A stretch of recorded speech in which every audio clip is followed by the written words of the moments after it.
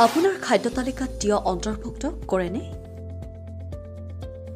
যদি নকৰে তেন্তে আজিয়েই কৰক, কিয়নো ছাল সতেজ ৰখাৰ লগতে ওজন হ্ৰাস কৰে তিয়হৰ ৰসে। ছাল সতেজ কৰি ৰখা বা শৰীৰ পেট ঠাণ্ডা কৰি ৰখাৰ ক্ষেত্ৰত তিয়হ খুবেই উপকাৰী। গৰম কালত পুৱাই উঠি তিয়হৰ ৰস বা চৰ্বত খালে সুফল পোৱা যায়। ঘৰুৱাভাৱে এই চৰ্বত তৈয়াৰ কৰিব পাৰি। তিয়হ গোলকৈ পাতল পাতলকৈ কাটি এগিলাচ পানীত তিয়াই ফ্ৰিজত কিছু সময় ৰাখক আৰু পুৱাই পান কৰক। এই পানীৰ পৰা বহুত উপকাৰ পাব পাৰি।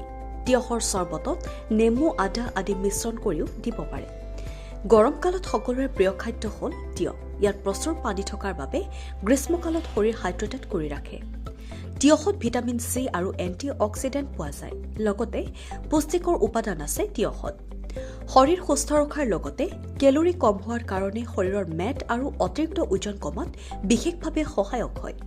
তিয়হে হজম শক্তি বৃদ্ধি কৰে। তিয়হত থকা ভিটামিন কে হাড় শক্তিশালী কৰাৰ লগতে বিষ উপশম কৰাত সহায় কৰে।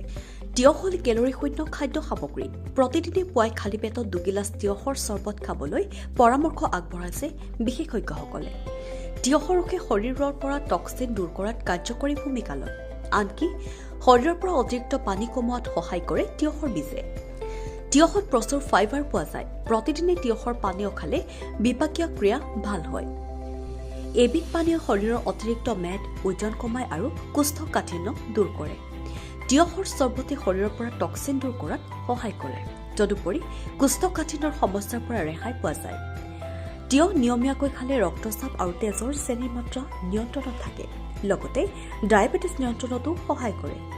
এবিধ পানীয়ই পেট, শৰীৰ ঠাণ্ডা কৰি ৰাখে বহু সময়লৈকে। খাদ্য সামগ্ৰী হজম কৰাৰ ক্ষেত্ৰতো কাৰ্যকৰী ভূমিকা গ্ৰহণ কৰে তিয়হৰ পানীয়ই।